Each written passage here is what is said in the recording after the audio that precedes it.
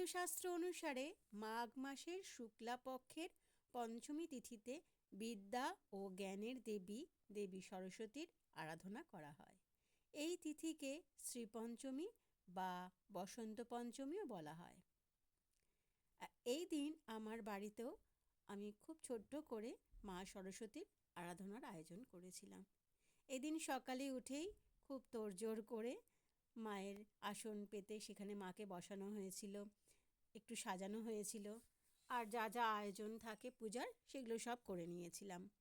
ছেলেও হাতে হাতে কাজ করেছে, মানে পুজোর কাজ করে দিয়েছে। ঠাকুরমশাই এসেছিলেন, তিনি পুজো করেছেন। আর এখানে আমি কিন্তু আমার যে ঘরে ছোট সোনারা রয়েছে, মানে গোপাল সোনারা, তাদেরকেও সুন্দর করে সাজিয়ে নিয়েছিলাম। যেহেতু আজকে বসন্ত পঞ্চমী, বাচ্চারা আজকে বাসন্তী কালারের পোশাক পরে থাকে, তাই জন্য আমিও কিন্তু আমার ঘরের ছোট সোনাদের বাসন্তী কালারের পোশাক পরানোরই চেষ্টা করেছি। দেখো কত সুন্দর মিষ্টি লাগছে দেখতে সোনাদের। বাসন্তী রঙের পোশাক পরিয়েছি আর সুন্দর করে জুয়েলারি দিয়ে সাজিয়ে নিয়েছি। ভিডিওটা কেমন লাগলো অবশ্যই জানাবেন। ভালো লাগলে লাইক, শেয়ার, কমেন্ট করতে ভুলবেন না। আর যারা এখনও সাবস্ক্রাইব করেননি, সাবস্ক্রাইব করে দেবেন প্লিজ। এই পুজোটা কিন্তু আমি প্রতি বছরই করে থাকি।